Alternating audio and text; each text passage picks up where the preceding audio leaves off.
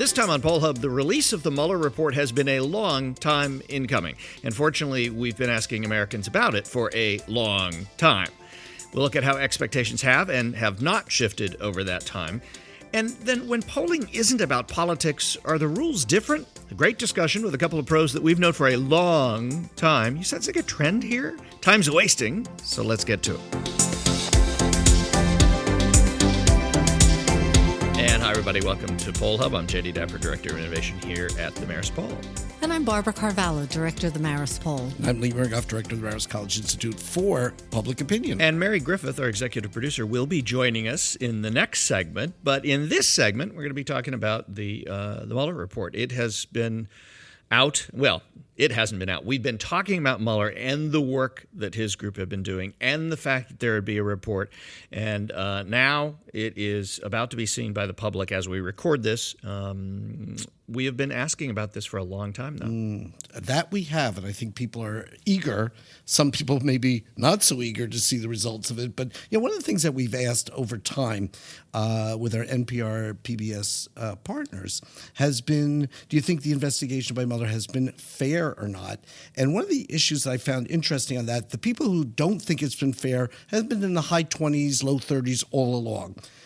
The group who think it's been fair has grown as people have become less unsure about it. So as people have made up their minds over time, we've been doing this more than a year on this question, the unsures have moved to fair. So in terms of the public relations battle, over time, Mueller has actually won because they didn't drive his, by calling it, the hoax and all those things, did not drive up the negatives as far as this investigation being a witch hunt or whatever. And I think the release, the summary release by the Attorney General also what we saw in the numbers is that the polarization on the investigation did decline after that point. In other words, it didn't become as Republican and Democrat and on either side, because up until that point, I think that when Trump was talking about this being a witch hunt, being it a hoax, et cetera,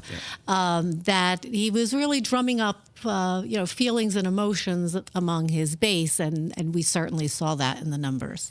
But when we asked just recently, we asked at the end of March, so less than a couple of weeks ago, we asked about whether the full report should be released or not. And not only was there a majority of people, as you suggested, that said the full report should be released, a majority of Republicans said it should be released. Now, the full report, we don't know if the full report, when you asked that question, we didn't say, is the full report include redactions or not? So that might be a different question. They may not have been answering the question that we will be asking momentarily. I think people may have a different motive in seeing what the report has to say. And I think Democrats are thinking, we're going to get them now. Yeah, that's a good point. And the Republicans are saying, there's all not right. as much consensus there. Yeah, the only reason is, I think, 3/4 of the people. So if this, I think, is heavily redacted, or, there's a shell game over what's in it, what's not in it, that's going to face some really strong headwinds, because I think Republicans see this as an opportunity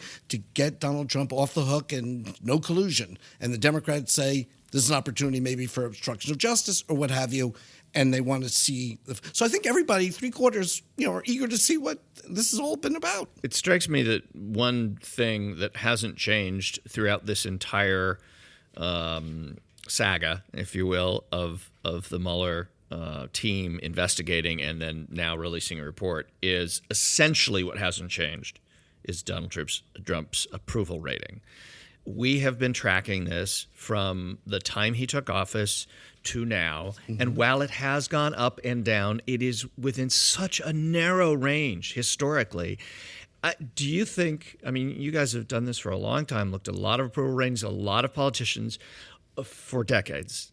Is there any reason to think that whatever is in this report will really alter this reality that his approval rating and disapproval rating essentially doesn't change? I think regardless of what the report says, 99.99999% of people are going to say, you see, just what I thought.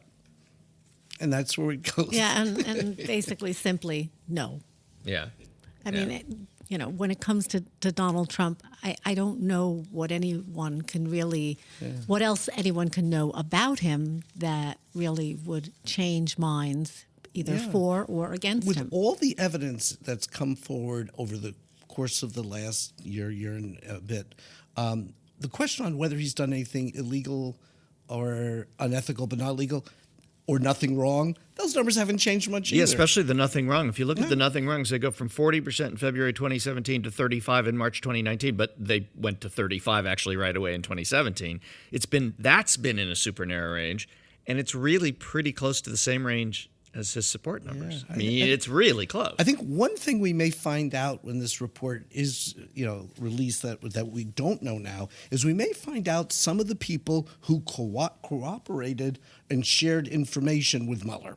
And some of those people could be still in the White House or people who have previously been in the White House. And we know that the Trump administration, like all, but maybe tis too, a little bit more, loved loyalty. And this may reveal some of the folks who actually shared information about the inner workings, and that may cause some consternation. Yeah, consternation is probably not the right word, but it's one of them. But so that's like a corollary. That's a slightly different question than I asked the one before, but I'll ask it again in this way. So if it's not about Donald Trump, but it's about everything around him in his White House, and the report suggests that there's a lot more stink around him than people thought before, does that move his approval rating at all? My guess is no. I mean, I We're just still locked. I We're still locked. stick with no, and I think that there's also a sense of, although there is a very strong consensus among Americans that they do want to see the report, that the investigation, has been fair. I think there's also a consensus that people really want to move on, and that there's a lot more to do in the country when it comes to healthcare and education and infrastructure and guns, and so we have a consensus on a lot of issues, and they want to see some action on And it. I think when this sort of becomes a little bit in the rearview mirror, I don't think it's really going to totally get behind us, but I think we're going to see those issues become more dominant for 2020 as the campaign heats up, because I think everybody understands on the Democrat and Republican side, it could be a trap to stay at this level in this tone. And going back to those independents, I still think all they want to do is just get this off the front page and talk about anything other than this. Rumor has it that polls aren't just about politics, but they have to do with lots of other things. And we're happy to have two exciting guests returning to Marist. Bob Bellafiore, who comes to this from originally a career in journalism, a career in politics, and now a career consulting and doing strategy with a lot of nonprofit organizations. And Steve Greenberg, who started in the Democratic political roots as the Assembly, working for the Democratic Assemblies, has worked for state controller in New York and lots of other things, and now heads up Greenberg Public Relations, which is aptly named after you. And Mary Griffith, our executive producer, is stepped from the other side of the microphone now to join in this conversation. Mary, hello. Hey, everyone. Hi. You've heard Mary before, and she is now back for this great moment when we get to interview Bob and Steve. Guys, thank you. You'll be doing our class later, so really pleased to have you back on campus. Always great to be here. Thanks, Lee. Okay, Thanks, so Mary. let's get started. Let's talk about what's similarities, differences, working on campaigns with candidates as opposed to getting involved with a nonprofit organization and doing strategy for them. Well, thank you, Lee. Thank you, Mary. All campaigns of any kinds are have things in common, even if the objective is not the same. One is you want something to happen on a specific date. So if you're working for a political candidate, you want 50% plus one of the voters. Okay. If it's a statewide or local election. If it's presidential, you get the electoral college. It's all complicated. But you want voters to do a certain thing on a certain day. You want certain kinds of voters to do a certain thing on a certain day. And you work backwards from that. What are the messages that they care about? What do you have to communicate to them? And what are the tools you use to get that message out to the people you're trying to influence? Working with a nonprofit with a governmental issue, it's very much the same thing. You have a governor and a legislature who make decisions. You have power structures within the legislature. You have things that influence the governor's thinking. And you work backwards. What is the objective you want to occur? When do you want that to occur? What are the messages that you need to be heard by the right people who make the decisions on that day? And then what tools and assets do you have within the client that you're working with that are going to be useful? And in each of those cases, the first thing you do is an assessment of your assets and your liabilities. Just like in a political campaign, you do actually 4 research books. You do an oppo book on your candidate. You do an opposition research book on your opponent. You do a positive research book on your opponent and a positive research book on your candidate. So a lot of the elements are the same. The field is a little bit different, and sometimes and the timing can be different, but they're very similar in a lot of ways. I think Bob said it right. I would add that it all comes down to information, having the right information. So what is that? What is a piece of that? I mean, information goes well beyond just polling, but polling is an important place where in a political campaign you get information and research. But even when you're working with a not-for-profit campaign, Bob talked about one where, talked about generally not-for-profits wanting to get something from government, needing something from either the governor or the legislature, having it in the budget or getting a bill passed. Well, sometimes it's useful to get that kind of polling information so you can help make your case. And the method for polling, is that the same, or is it similar when it comes to polling for an organization vis-a-vis polling for a candidate? Well, it depends. I mean, I think when you're polling for a candidate, you're polling within the jurisdiction of that campaign. So if it's a state assembly race, you're polling within an assembly district. If it's a gubernatorial, you're polling statewide. But you're also only talking to people who are likely to vote in that election. Marist, Quinnipiac, Siena, when they do their public polling, at this time of the year, they're talking to registered voters. But campaigns don't really care about registered voters. They care about the people who are going to vote on Election Day, and they only talk to likely voters, as Lee, as you do, as we get closer to elections. It depends what your not-for-profit wants to know and who they want to be able to share that information with. Steve is exactly right. There are also a couple of other fundamental differences. Political campaigns have a lot more money to spend on polling and sophisticated polling than nonprofits do. When I was working in political campaigns, we would get a poll back from our pollster, and the document with crosstabs would be more than an inch thick. This was back when you had documents, and it would be, and a pollster would say, skip the first 30 pages, go to page 173, line 12, the box in the middle, that's where you have to be, all right? Because they're all designed to find out how you get to that 50% plus one. And would also dictate, a lot of strategy that millions of dollars would go behind. So it's a very high stakes venture. With a nonprofit, most of the nonprofits that we've worked with, Steve, do not have this kind of resources. The reason they're going to government for money and policy is because they're government funded and they need to constantly be going and asking for money from the legislative and budget process. And I would think time is sort of a different environment here. I would assume in a campaign, the clock is ticking and you really have to be very sensitive to where you are in an election cycle. That may or may not be true. Okay. It's certainly true in the election, but for that not-for-profit or for some other organization that wants information, it depends when they need that information for, what they're using it for, and when they need it. If you're trying to lobby the governor and legislature on a budget issue, for example, you better have that poll done by early March, or it's going to be too late to be valuable in the budget debate. But in a lot of cases, it is like immediate. It's like you go to the doctor takes your temperature, they say you have a fever, and the next minute you are taking medication.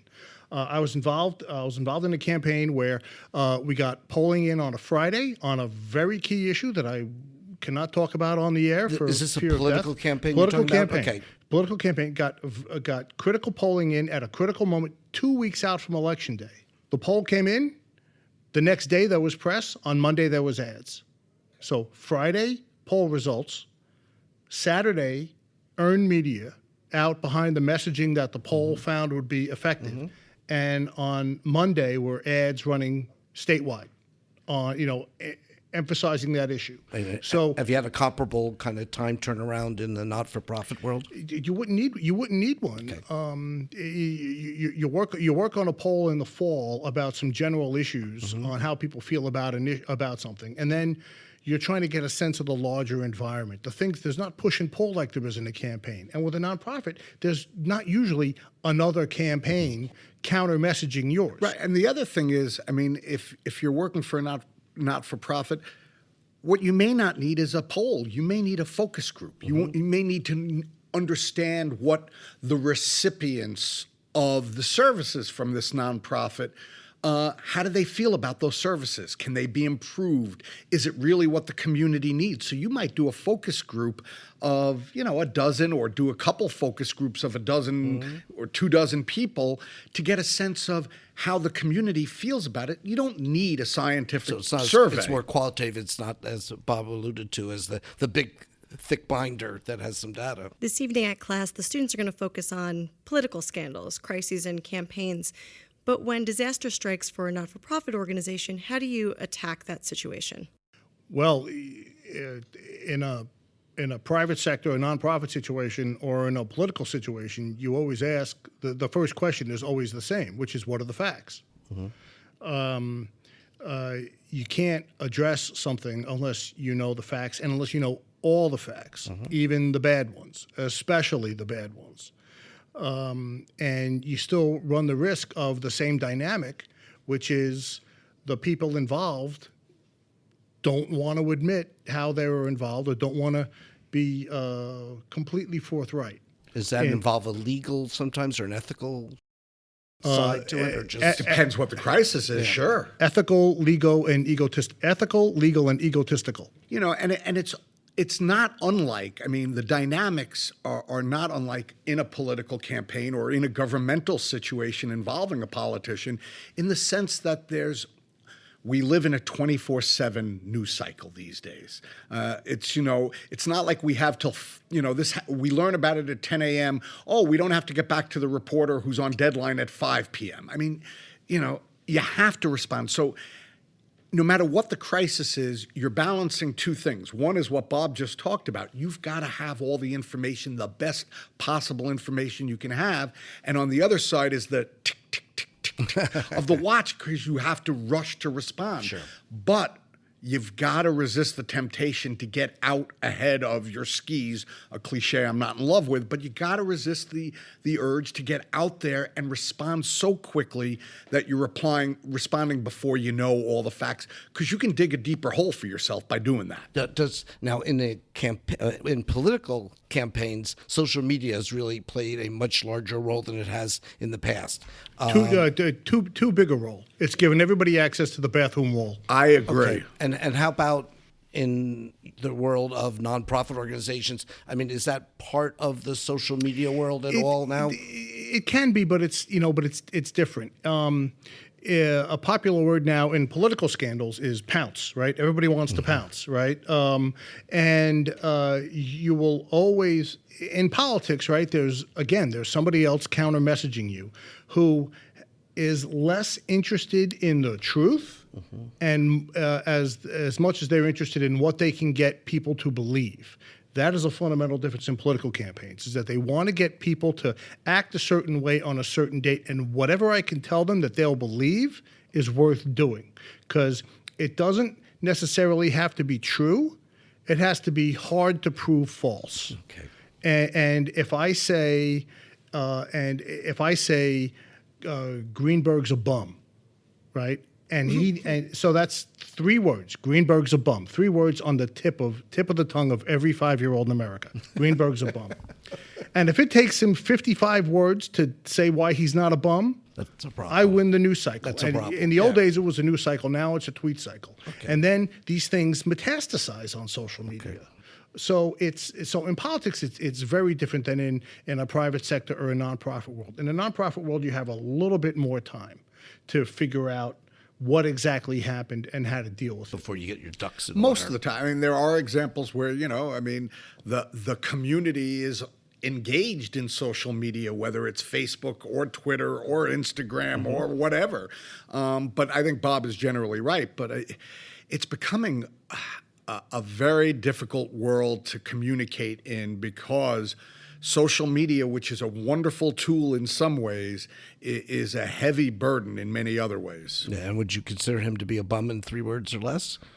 I would consider him to be a bum in as many words as you want to use. I think he would say Bellafiore is really a bum. He would take 4 words. But Before this gets really ugly, I'm going to say thank you, Bob Bellafiore of Stanhope Partners and Steve Greenberg of Greenberg Public Relations. Thanks for joining us. Thank you. thanks for having us.